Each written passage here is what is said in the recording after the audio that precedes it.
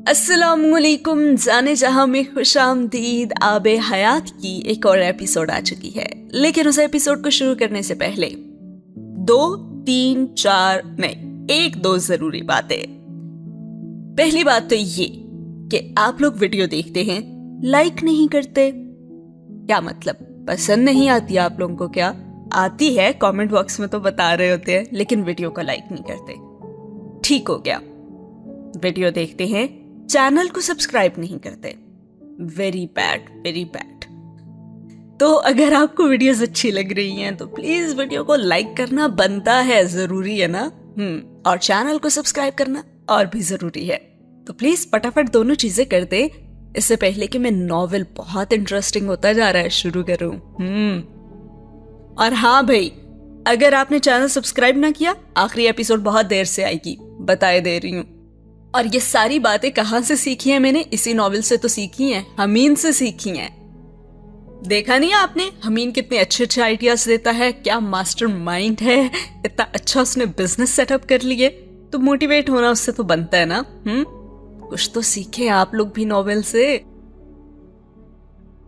आज के एपिसोड में नॉवेल में कुछ बहुत ही पुराने लोग वापस आ रहे हैं। अगर आप लोगों को याद हो तो पिछली एपिसोड में मैंने आपको बताया था कि CIA हाथ धोकर सालार सिकंदर के पीछे पड़ गया है, और एक तस्वीर जो कि रईसा की थी, जिस पर एक ऑफिसर की निगाहें जमी हुई थी, और उसे फाइनली वहां से क्लू भी मिल गया था। तो जनाब, आज उस क्लू को अमली जामा पहनाने जा रहे हैं, और वो पहुंच चुके हैं। वो नहीं बल्कि उनके कुछ साथी पाकिस्तान में एक जेल में। और उस जेल में कौन होगा? रईसा का बाप गुलाम फरीद, जिसने अपने सारे बच्चों को और अपनी बीवी को मार दिया था और खुद जेल में था। उस इंसान को जो कि इतने सालों पहले भी पैसे के पीछे पागलपन उसका था, पैसे के पीछे दीवानों की तरह भाग रहा था, इस उम्र में भी उसे बहला फुसला कर उसे अच्छा घर, बंगला, गाड़ी, पैसे ढेर सारे देकर ये लोग इस्तेमाल कर सकेंगे सालार सिकंदर के खिलाफ। ये हम जानेंगे आज की एपिसोड में। मैंने सोचा कि आप लोगों को ये बातें पहले से बता दूं ताकि आप लोगों को स्टोरी ज्यादा अच्छे से समझ आ सके। तो चलिए जनाब, चलते हैं जेल के सीन की तरफ जहां पे गुलाम फरीद है। जेल के एक संतरी ने राहदारी जितनी लंबी बैरक की एक दीवार के साथ चादर जमीन पर डालकर सोए उस बूढ़े आदमी को बड़ी रौनक के आलम में अपने जूते की ठोकर से जगाया और कहने लगा, तुमसे कोई मिलने आया है। वो हड़बड़ाया नहीं था, वैसे ही पड़ा रहा, और लेटे लेटे उसने आंखें खोलकर सर पर खड़े उस संतरी को देखा। उसे यकीन था कि इसे कोई गलतफहमी होगी है, क्योंकि उससे मिलने को तो कोई आ ही नहीं सकता था। पिछले 12 सालों से तो कोई नहीं आया तो उससे मिलने, तो फिर भला अब कौन आएगा? और दोबारा से संतरी ने कहा, अरे उठ, मरा ही पड़ा है, सुना नहीं है एक बार कि कोई मिलने आया है तुझसे? संतरी ने इस पर कुछ ज्यादा ताकत से उसे ठोकर मारी तो वो उठकर बैठ गया और कहने लगा, कौन आया है? संतरी ने कहा, वही मीडिया वाले लोग आए हैं, सजाए मौत के कैदियों से इंटरव्यू करना है उन्हें। उसने एक बार फिर लेटने की तो कोशिश की, लेकिन संतरी के हाथ में पकड़े डंडे की हरकत ने उसे मजबूर कर दिया कि वो उसके साथ चल पड़े। वो उन मीडिया वालों से बेजार था और NGO वालों से भी, जो वक्तन फवक्तन वहां सर्वे करने आ जाते थे, उनके हालात जिंदगी जानने, उनके मुजरिम की वजूहात को रेतने और जेल के हालात के बारे में मालूमात करने। वो जैसे सर्कस के जानवर थे जिन्हें उनके सामने पेश होकर बताना पड़ता कि उन्होंने जो किया क्यों किया, क्या अब उन्हें पछतावा हो रहा है या नहीं, और क्या उन्हें अपने घर वाले याद आते हैं या नहीं। ये सब एक ड्रामे की तरह रोज रिपीट होता था, क्योंकि कोई ना कोई तो मीडिया वाला आया ही होता था। इस रोज भी बेजारी के साथ लड़खड़ाते हुए कदमों से वो संतरी के पीछे चलता गया, और मुलाकातियों वाली जगह के बजाय जेलर के कमरे में वो उसे ले आया था। और वहां गुलाम फरीद के अंदर दाखिल होते ही उनके और जेलर के दरमियान कुछ बातचीत हुई, और फिर जेलर उस संतरी के हमरा वहां से चला गया। वहां पे बैठे हुए लोगों में से एक औरत ने इशारे से सामने पड़ी एक कुर्सी पर उसे बैठने के लिए कहा, गुलाम फरीद यहां बैठ जाओ। गुलाम फरीद कुछ नर्वस हुआ था, लेकिन फिर वो झिझकता, सुकड़ता, सिमटता उनके सामने पड़ी कुर्सी पर बैठ गया। ایک گورے نے اس کے بیٹھتے ہی ہاتھ میں پکڑے ایک فون سے اس کی کچھ تصویریں لی تھیں۔ جس عورت نے اس سے گفتگو کا آغاز کیا تھا وہ اب پنجابی میں اس سے پوچھ رہی تھی کہ کس جرم میں کب وہاں آیا تھا، اور غلام فرید نے وہی رٹے رٹائے طوطے کی طرح ان کے ان 10-12 سوالات کا جواب دیا، اور پھر انتظار میں بیٹھ گیا کہ وہ اب ان بنیادی سوالات کے بعد ایک بار پھر سے اس کے جرم کو کریدنا شروع کر دیں گے، اور پھر اس کی جیل میں زندگی کے بارے میں پوچھیں گے، اور پھر ایسے ہی چلتا رہے گا۔ مگر اس کی توقع غلط ثابت ہوئی تھی۔ مجھے لگ رہا ہے میرا اندازہ ٹھیک تھا جو میں نے آپ لوگوں کو شروع میں بتایا۔ اب وہ ٹائم آ گیا ہے جہاں پر غلام فرید کی زندگی کو بدل دینے والی باتیں ہوں گی، اور اسے ٹریپ کیا جائے گا سالار سکندر کے خلاف استعمال کرنے کے لیے۔ انہوں نے اس کی زبانی، اس کا نام، ولدیت، رہائش، جرم کی نوعیت اور جیل میں آنے کے سوال کے بعد اس سے ایک اور بات پوچھی تھی جو کہ مختلف تھی۔ جیل سے باہر آنا چاہتے ہو غلام فرید؟ وہاں پہ بیٹھا وہ شخص گورا تھا، مگر اس سے بالکل صاف اردو میں بات کر رہا تھا، اور غلام فرید کو لگا اسے سننے میں کچھ دھوکا ہوا ہے۔ جیل سے باہر آنا چاہتے ہو تم؟ اس آدمی نے جیسے اس کے چہرے کے تاثرات پڑھ لیے تھے۔ جیل سے باہر؟ غلام فرید نے سوچا، اور ایک لمحے کے لیے کیا وہ جیل سے باہر آنا بھی چاہتا تھا؟ اور پھر اس نے نفی میں سر ہلایا جو اس آدمی کے لیے جیسے غیر متوقع تھا۔ لیکن کیوں نہیں آنا چاہتے تم؟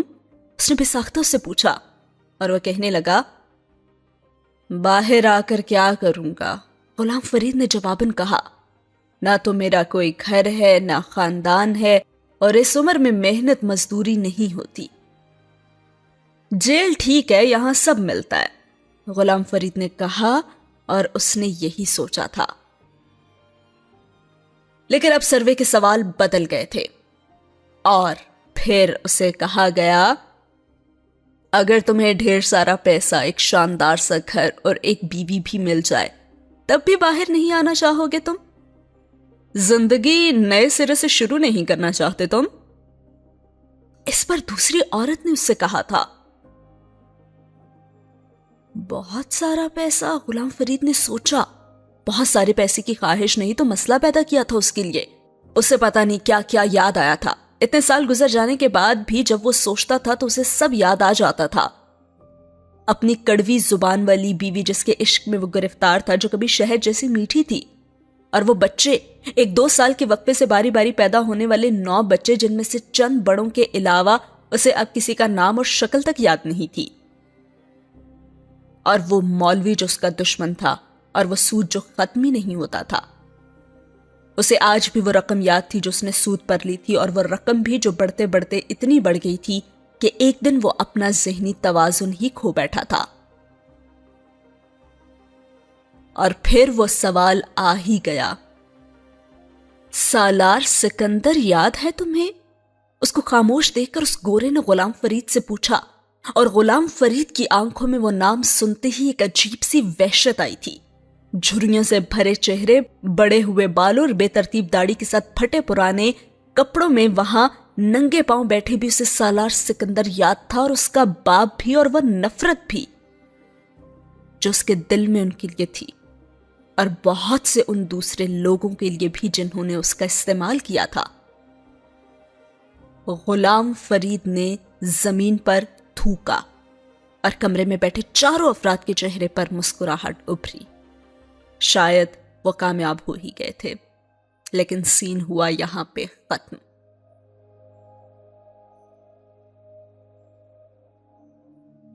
اگلا سین شروع ہوتا ہے عبداللہ اور عنایہ سے، اور ایک بریکنگ نیوز جو کہ ناول میں ابھی تک نہیں بتائی گئی وہ اب آپ کے سامنے آئے گی۔ کچھ سٹوریز ایسی ہوتی ہیں جن کے ہیپی اینڈنگ ہو جاتی ہے، اور عبداللہ اور عنایہ کی ماشاءاللہ وہ سٹوری تھی جس کی ہیپی اینڈنگ ہونی تھی، مجھے پتا تھا پہلے سے ہی۔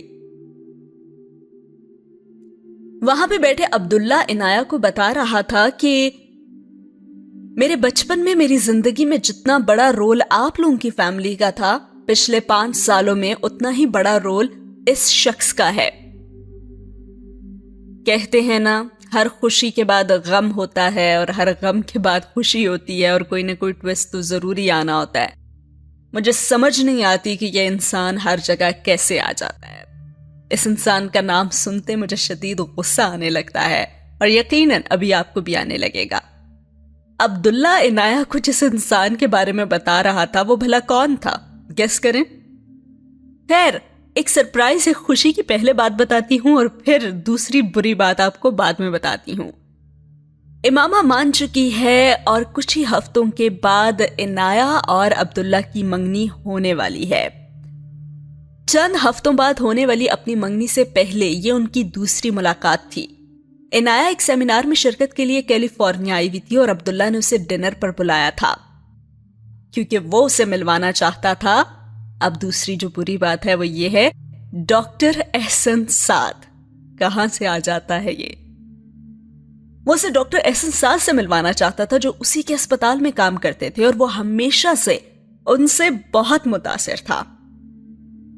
عنایہ نے کئی بار اس سے پچھلے سالوں میں اس شخص کے حوالے سے سنا تھا جس سے وہ اب تھوڑی ہی دیر میں ملنے والی تھی۔ تمہیں پتہ ہے مسلمان ہونا آسان تھا میرے لیے۔ جبریل کے بعد یہ دوسرا شخص ہے جسے میں رول ماڈل سمجھتا ہوں کہ وہ دین اور دنیا دونوں کو ساتھ لے کر چل رہے ہیں۔ عبداللہ بڑے پرجوش انداز میں عنایہ کو بتا رہا تھا اور وہ مسکراتے ہوئے بس سنی جا رہی تھی۔ عبداللہ جذباتی نہیں تھا، بے حد سوچ سمجھ کر بولنے والوں میں سے تھا، اور کسی کی بیجا تعریف کرنے والوں میں سے تو بالکل بھی نہیں تھا۔ تبھی عنایہ کہے بغیر نہیں رہ سکی، لگتا ہے کچھ زیادہ ہی متاثر ہو گیا تم ان سے، اور وہ ہنس پڑا۔ تم جیلس تو نہیں ہو رہی نا؟ اس نے عنایہ کو چھیڑا۔ ہوئی تو نہیں ہوں، لیکن لگتا ہے ہو جاؤں گی، اس نے جواباً مسکراتے ہوئے کہا۔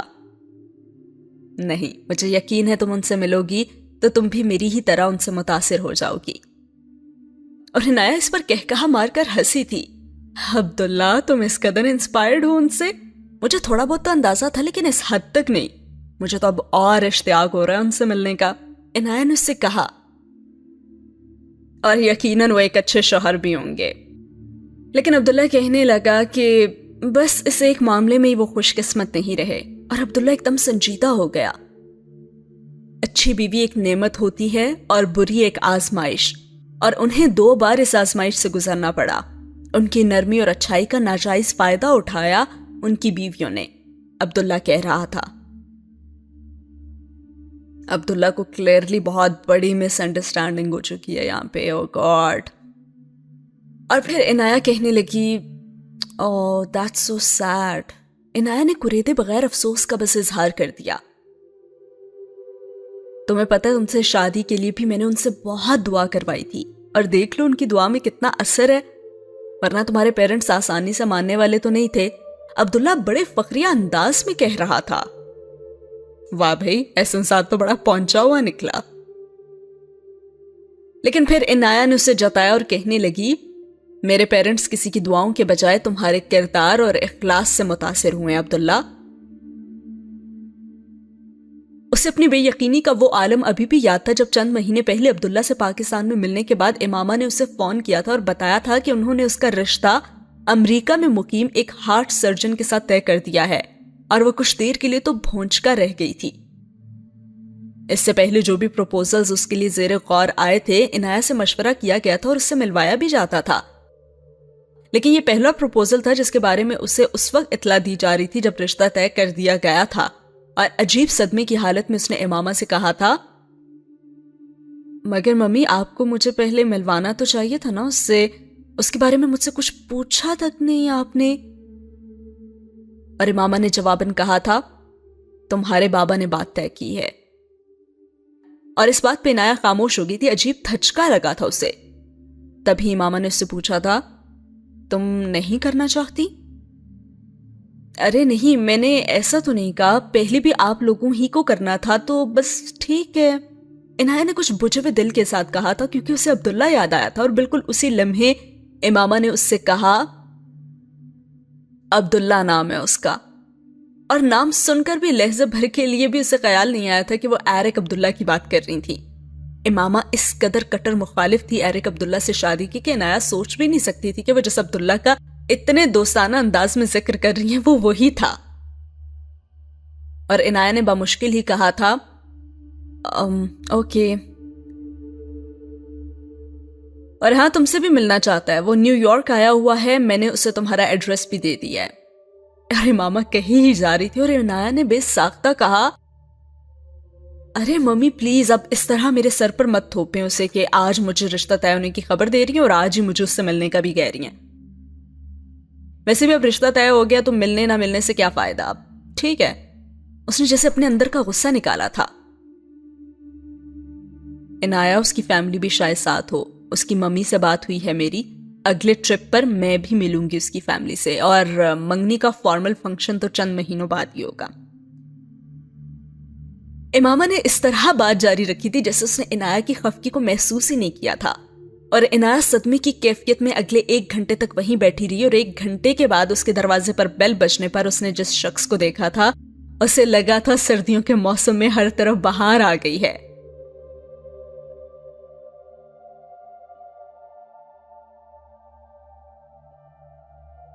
اور اس شخص کے ہاتھ میں ایک پھول ٹہنی تھی گلاب کے پھول کی۔ وہ کئی سالوں بعد مل رہے تھے اور عنایہ کو وہی ایرک یاد تھا جو اکثر ان کے گھر میں لگے پھول توڑ توڑ کر اس کو اور امامہ کو لا کر دیا کرتا تھا، اور جس کا پسندیدہ مشغلہ ہی سردیوں میں اپنے اور ان کے گھر کے باہر سے برف کو ہٹانا تھا۔ وہ انہی سوچوں میں گم تھی کہ عبداللہ کی آواز نے واپس اسے اس جگہ پر لے آیا جہاں پہ وہ ملنے آئے تھے احسن سعد کے ساتھ، اور عبداللہ کی آواز یہ کہہ رہی تھی کہ عنایہ وہ یہاں ہے۔ عبداللہ کی آواز اسے خیالوں سے باہر لے آئی تھی۔ وہ ریسٹورانٹ کے دروازے پر نمودار ہونے والے کسی شخص کو دیکھتے ہوئے کھڑا ہوا تھا، اور تب عنایہ نے بھی گردن موڑ کر اسے دیکھا تھا۔ وہ احسن سعد سے اس کی پہلی ملاقات تھی۔ اسے اندازہ نہیں تھا کہ اس سے ہونے والا یہ سامنا اس کی زندگی میں کتنا بڑا بونچھال لانے والا تھا، اور ساتھ ہی ہوا یہ سین ختم۔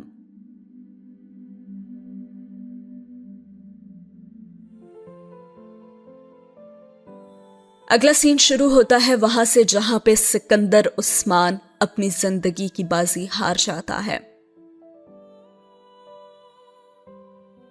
سکندر عثمان ان سب کی زندگی سے بے حد خاموشی سے چلے گئے تھے۔ وہ حمین کی وہاں آمد کے دوسرے ہی دن نیند سے نہیں جاگے تھے، اور اس وقت اس گھر میں صرف امامہ اور حمین ہی تھے، اور طیبہ امریکہ میں تھی۔ اس رات حمین سکندر عثمان کے پاس بہت دیر تک بیٹھا رہا تھا، ہمیشہ ہی کی طرح۔ وہ جب بھی یہاں آتا تھا امامہ اور ان کے لیے ہی آتا تھا۔ سکندر عثمان سے وہ سالار کے دوسرے بچوں کی نسبت زیادہ انسیت رکھتا تھا، اور ایسا ہی انس سکندر عثمان بھی اس سے رکھتے تھے۔ الزائمر کی انتہائی سٹیج پر بھی حمین کے سامنے آنے پر ان کی آنکھیں چمکتی تھیں، یا کم از کم دوسرے لوگوں کو ایسا لگتا تھا، اور کچھ بھی بول نہ سکنے کے باوجود بس وہ اسے دیکھتے رہتے۔ اور وہ دادا کا ہاتھ پکڑ کر ان کے سامنے پاس بیٹھ جاتا تھا، ان سے خود ہی بات چیت کرنے کی کوشش کرتا رہتا، خود ہی سوال بھی کرتا، خود ہی جواب بھی دیتا، جیسے بچپن میں کرتا تھا، اور ویسی ہی باتیں جو بچپن میں ہوتی تھی۔ اور تب سکندر عثمان تو ان کے جواب بھی دیا کرتے تھے، لیکن اب نہیں۔ اچھا تو دادا بتائیں کہ شتر مرغ کی کتنی ٹانگیں ہوتی ہیں؟ ان کے ساتھ واک کرتے کرتے یکدم ان سے پوچھتا تو سکندر عثمان الجھتے، شتر مرغ کی تصویر ذہن میں لانے کی کوشش کرتے اور پھر ہار مان جاتے۔ مرغ کی 2 ہوں گی تو شتر مرغ کی بھی 2 ہوں گی نا دادا؟ یہ تو سوچے بغیر بتا دینے والا جواب تھا۔ کیا کرتے ہیں آپ دادا؟ سکندر عثمان اس کی بات پر سر ہلانے لگتے۔ سکندر عثمان کی یاداشت کے دیے حمین سکندر نے اپنے سامنے ایک ایک کر کے بجھتے دیکھے تھے، اور ایک بچے کے طور پر الزائمر کو نہ سمجھنے کے باوجود اس نے اپنے دادا کے ساتھ مل کر ان دیوں کی روشنی کو بجھانے کی بے پناہ کوشش کی تھی۔ وہ کسی بھی چیز کا نام بھول جانے پر انہیں تسلی دے دیا کرتا تھا کہ یہ نارمل بات تھی، اور بھولنا تو اچھا ہوتا ہے، اس لیے وہ بھی بہت ساری چیزیں خود بھی بھول جاتا ہے۔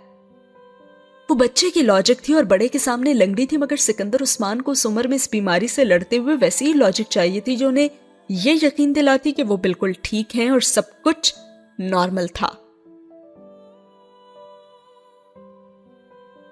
हमीन उनकी बीमारी के बढ़ते जाने पर आहिस्ता आहिस्ता करके उनके कमरे की हर चीज पर उस चीज का नाम कागज की चिटों पर लिखकर चस्पा कर दिया करता था ताकि दादा कुछ ना भूलें।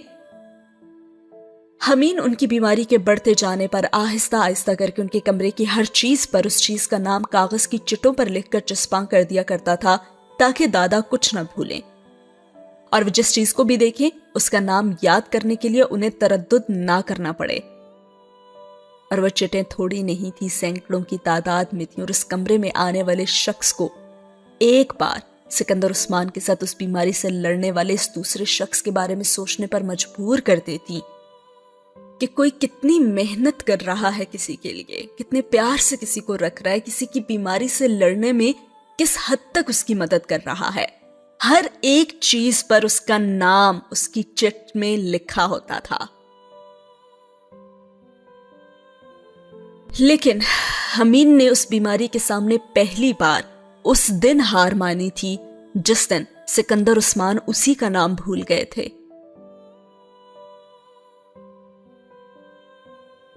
वो बहुत बेयकीनी से उनका चेहरा देख रहा था। वो आखिर उसका नाम कैसे भूल गए थे?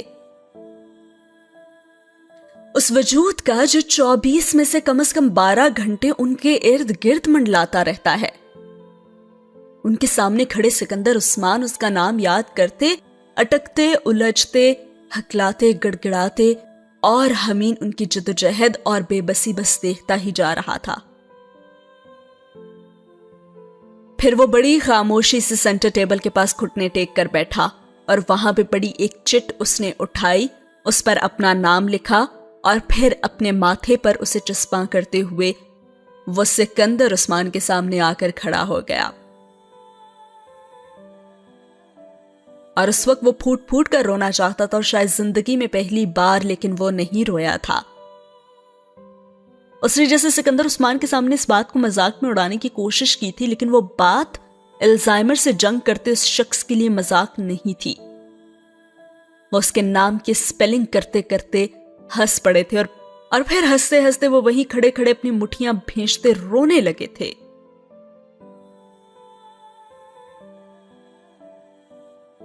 और उनसे कद और उम्र में छोटे हमीन ने अपनी उम्र से बड़े उस बूढ़े शख्स को थपकते हुए तसल्ली दी थी, जो अपनी नाअहली और मजबूरी पर नादिम था और जो अपने चहीते तरीन रिश्ते का नाम याद रखने से भी कासिर था। उनकी बीमारी ने हमीन सिकंदर को वक्त से पहले मैच्योर कर दिया था। जिब्रील ने सालार सिकंदर की बीमारी को झीला था, हमीन ने सिकंदर उस्मान की।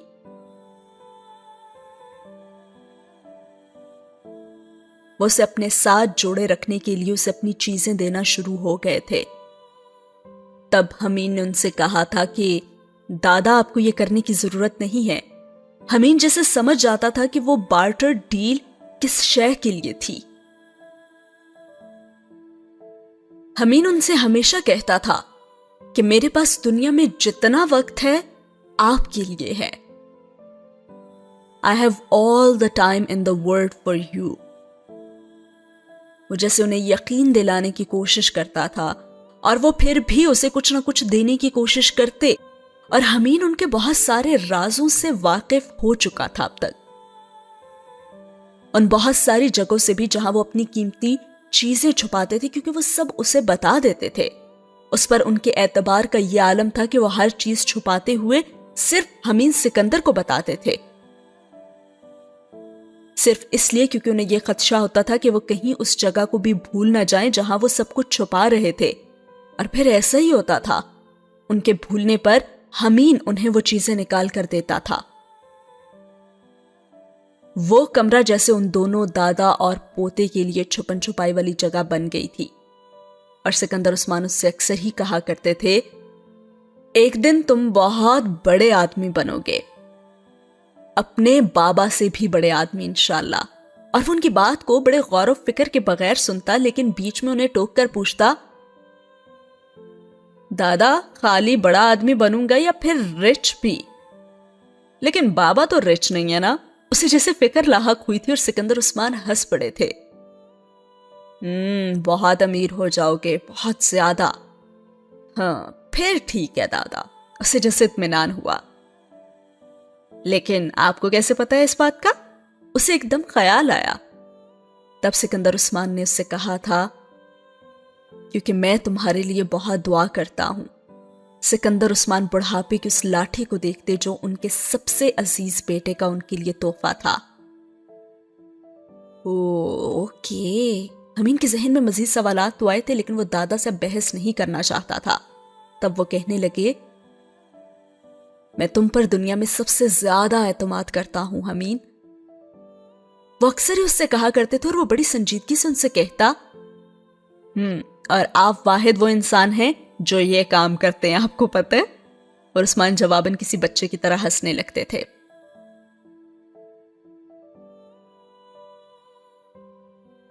جب میں اس دنیا سے چلا جاؤں گا نا تو یہ رنگ تم امامہ کو دے دینا، ٹھیک ہے؟ اعتماد کے ایسے ہی ایک لمحے میں انہوں نے حمین کو وہ انگوٹھی دکھائی تھی جسے وہ کئی سال اپنی ماں کی انگلی میں دیکھتا رہا تھا، اور حمین جسے چلایا تھا اوہ یہ تو ممی کی رنگ ہے نا؟ ہاں تمہاری ممی کی ہے، سالار نے شادی پر گفٹ کی تھی اسے. پھر وہ اسے بیچ کر سالار کے سارے پروجیکٹ میں کچھ انویسٹمنٹ کرنا چاہتی تھی تو میں نے اسے لے کر اسے وہ رقم دے دی تھی. میں اسے واپس کر دوں گا تو وہ نہیں لے گی اور میں نہیں چاہتا وہ اور سالار اسے بیچ کر میرا قرض واپس دینے کی پھر کوشش کریں. سمجھ رہے ہو نا؟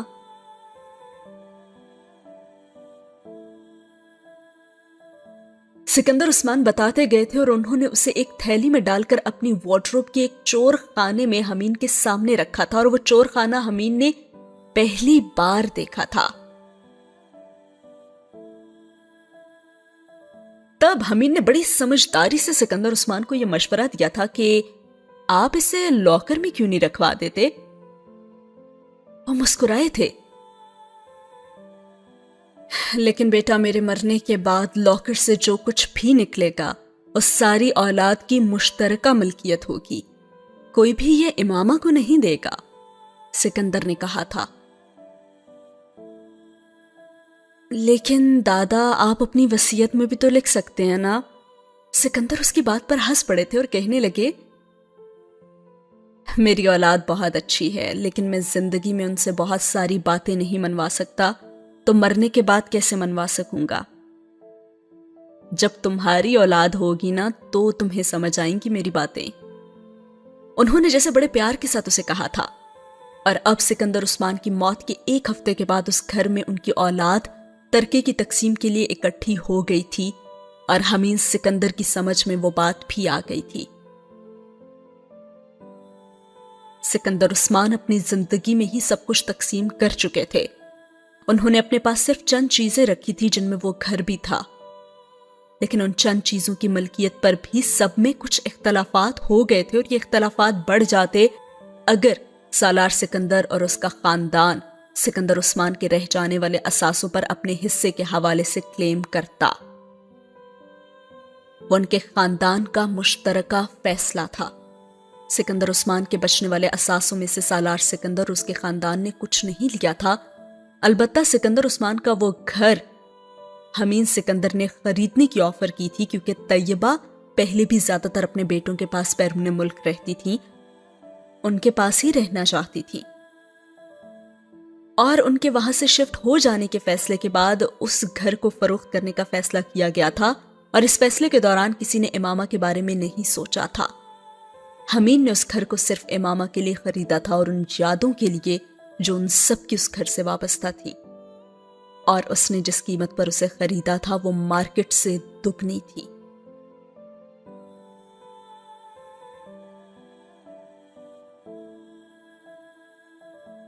اگلا سین شروع ہوتا ہے سالار، امامہ اور حمین سے، اور وقت آ چکا ہے کچھ امانتیں لوٹانے کا جو عثمان سکندر نے صرف اور صرف حمین کو بتائی ہوئی تھی. کسی نے صحیح کہا تھا کہ مرنے کے بعد رشتے بھی بہت جلد ختم ہونے لگتے ہیں، سب کو اپنی اپنی فکریں پڑ جاتی ہیں، کس کو کتنا حصہ ملے گا، ہر کوئی اپنی اولاد کے بارے میں سوچنے لگتا ہے، اور جانے والے کا دکھ آہستہ آہستہ ختم ہونے لگتا ہے، اور فکریں جو رہ جاتی ہیں وہ یہ ہوتی ہیں کسی نے کیا خوب لکھا ہے کہ ہم مر گئے تو سب کو دفنانے کی فکر ہوگی، کسی کو قبر کی تو کسی کو لے جانے کی فکر ہوگی۔ میرا نام پکارا جائے گا مسجد کے میناروں میں، کہیں دیر نہ ہو جائے جنازے کی فکر ہوگی۔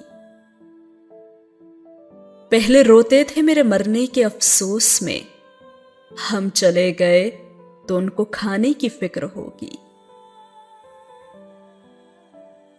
جوں ہی شام ہوگی پریشانی بڑھ جائے گی، کتنے مہمان آ گئے سلانے کی فکر ہوگی۔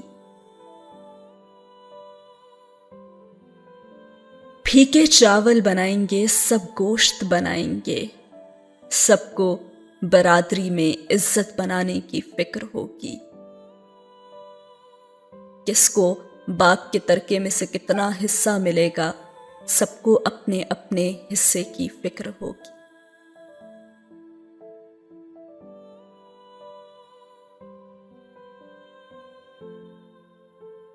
خیر، حمین امامہ کے پاس آتا ہے اور کہتا ہے، ممی مجھے آپ کو ایک امانت دینی ہے۔ حمین رات کو سالار اور امامہ کے کمرے میں آیا تھا کیونکہ وہ صبح واپس جا رہا تھا، اور باری باری تو اب سبھی واپس جا رہے تھے۔ سالار اور وہ دونوں کچھ دیر پہلے ہی کمرے میں آئے تھے جب وہ دستک دے کر ان کے کمرے میں آیا تھا۔ امامہ کچھ حیران ہوئی اور پوچھنے لگی، امانت؟ حمین نے ایک تھیلی اس کے ہاتھ پر رکھی اور اس کے قریب صوفے پر بیٹھ گیا۔ اس نے کچھ حیران ہوتے ہوئے پہلے حمین اور پھر سالار کو دیکھا جو فون پر کسی سے بات کرنے میں مصروف تھا، اور کہنے لگی، یہ کیا ہے حمین بیٹا؟ آپ خود ہی دیکھ لیں ماما، حمین نے اس سے کہا، اور امامہ نے تھیلی میں ہاتھ ڈال کر اندر موجود چیز نکالی اور پھر ساکت رہ گئی۔ فون پر بات کرتا ہوا سالار بھی اسی طرح ٹھٹکا تھا۔ یہ کیسے ممکن تھا کہ وہ دونوں اس انگوٹھی کو سیکنڈز میں نہ پہچان جاتے جو ان کی زندگی کی بہترین اور قیمتی ترین یادوں میں سے ایک تھی؟ امامہ نے لرزتی ہوئی آواز میں پوچھا، یہ تمہیں کہاں سے ملی؟ اور سالار نے تبھی فون بھی منقطع کر دیا۔ ماما دراصل دادا نے بچپن میں ہی میرے سامنے وارڈروب میں ایک دراز میں رکھتے ہوئے مجھ سے کہا تھا کہ اگر وہ اسے بھول جائیں تو ان کے مرنے کے بعد میں اسے وہاں سے نکال کر آپ کو دے دوں، حمین کہہ رہا تھا۔ وہ ویسے تو آپ کو واپس خود ہی دے دینا چاہتے تھے، لیکن انہیں خدشہ تھا کہ آپ اسے نہیں لیں گی اور ایسا نہ ہو کہ آپ اور بابا ان کا قرض ادا کرنے کے لیے اسے بیچ دیں۔ تب آنسو سیلاب کی طرح امامہ کی آنکھوں سے نکل کر اس کے چہرے کو بھگوتے چلے گئے۔ سکندر عثمان ہمیشہ اس کا بہت شکریہ ادا کرتے تھے، لیکن اس تشکر کو انہوں نے جس طرح اپنے جانے کے بعد اسے پہنچایا تھا، اس نے امامہ کو بولنے کے قابل نہیں چھوڑا تھا۔ وہ ایک شفیق سسر تھے یقیناً۔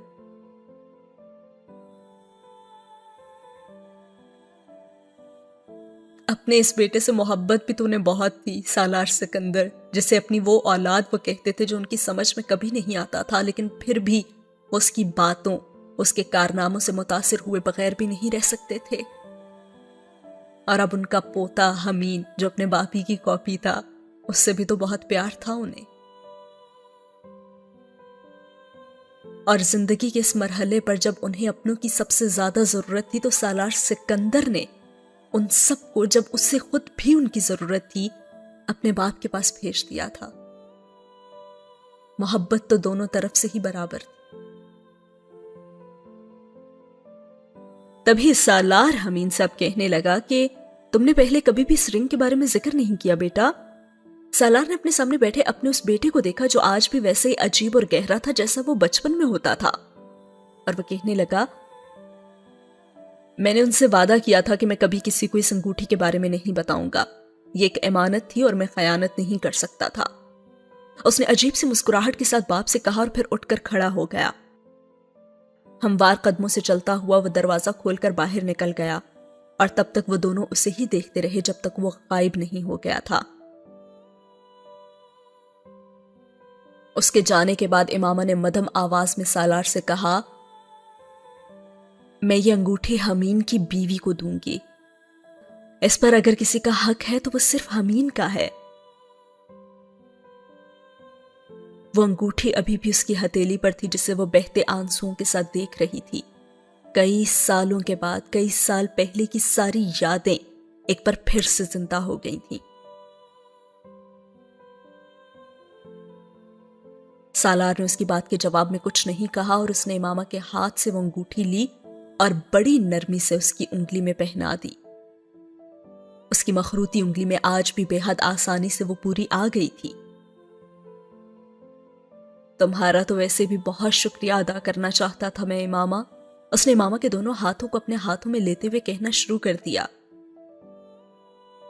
تم نے پاپا کی جتنی خدمت کی ہے وہ میں بھی نہیں کر سکتا تھا اور نہ ہی میں نے کی ہے. ارے نہیں سالار، امامہ نے اسے ٹوکا تھا. اب تم مجھے شرمندہ کر رہے ہو. نہیں، مجھے اگر زندگی میں دوبارہ شریک حیات کا انتخاب کرنے کا موقع ملے تو میں آنکھیں بند کر کے تمہیں چنوں گا.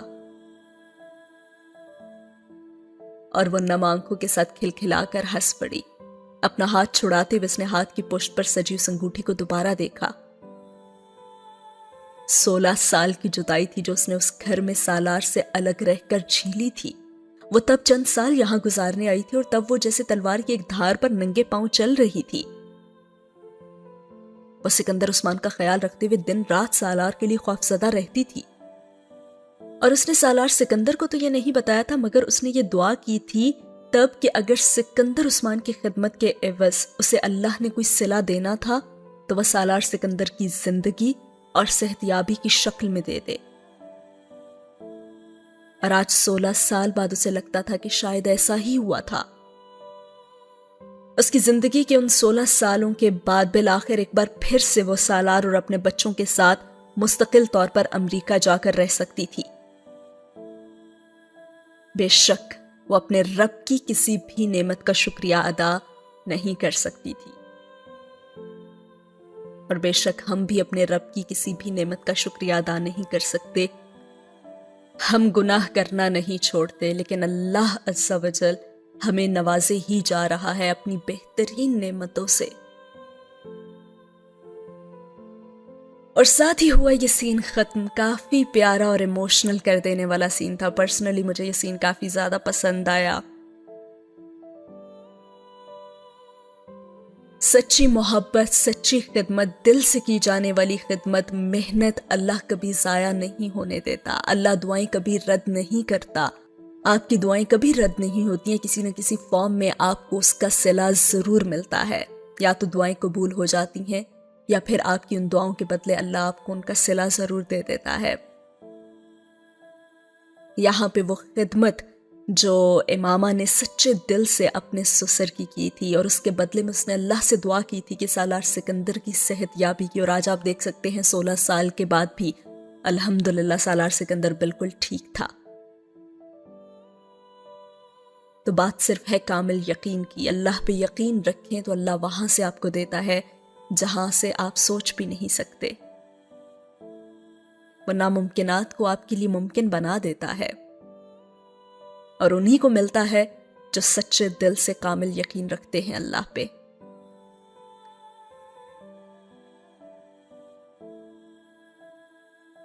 اس ایپیسوڈ کو یہیں پہ ختم کرتے ہیں. امید ہے کہ آپ کو آج کی ایپیسوڈ اچھی لگی ہوگی. اگر اچھی لگی ہے تو ویڈیو کو لائک کر دیں اور چینل کو سبسکرائب کرنا بالکل نہ بھولیے گا.